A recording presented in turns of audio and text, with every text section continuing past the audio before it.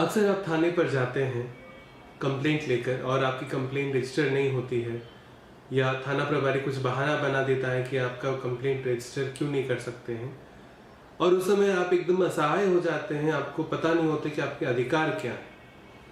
तो आज की कड़ी में मैं बताऊंगा कि आपके क्या अधिकार हैं और आप कैसे इंश्योर कर सकते हैं कि आपकी कंप्लेंट जो है वो रजिस्टर है। नमस्कार, स्वागत है आप सभी का न्यूज इंडिया एक्सप्रेस में और मैं हूं आपके साथ हिमांशु उपाध्याय। कई तरह के ऐसे शब्द होते हैं जिसका इस्तेमाल पुलिस के लिए तो आम बात है, लेकिन सामान्य जन के लिए वो शब्द नए या अजीब हो सकते हैं। तहरीर ऐसा ही एक शब्द है। तो आइए जानते हैं तहरीर किसे कहते हैं, पुलिस से क्या है इसका संबंध। भारत की कानून व्यवस्था में पुलिस थाने कितने अहम होते हैं ये तो आप जानते ही हैं। हर राज्य के जनपदों में कई थाने होते हैं। थानों में काम करने की एक अलग प्रक्रिया होती है जिसमें कई तरह के ऐसे शब्द होते हैं जिसका इस्तेमाल पुलिस के लिए तो आम बात है, लेकिन सामान्य जन के लिए वो शब्द नए या अजीब हो सकते हैं। ऐसा ही एक शब्द है तहरीर। आइए जानते हैं कि तहरीर शब्द का अर्थ क्या है, ये कहाँ इस्तेमाल होता है। हमारा पुलिस एक्ट अंग्रेजों के जमाने का है, इसलिए उसमें अंग्रेजी और उर्दू के बहुत से शब्द मिलते हैं।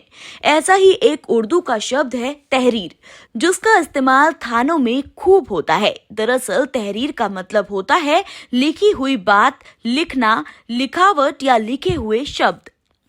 हमारे कानून में सभी को बराबरी का हक है। अगर कोई नागरिक किसी अपराध का शिकार होता है या उसके साथ कोई घटना होती है जिसमें वो शिकायत बना या पीड़ित हो, तो वो अपने नजदीकी या अपने इलाके के पुलिस स्टेशन यानी थाने में जाकर शिकायत कर सकता है।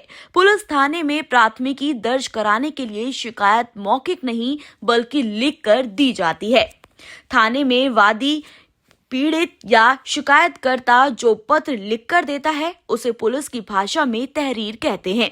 उसी तहरीर के आधार पर पुलिस एफआईआर दर्ज करती है। वादी, पीड़ित या फरियादी की तहरीर यानी एप्लीकेशन के आधार पर ही पुलिस आगे की कार्रवाई को अंजाम देती है।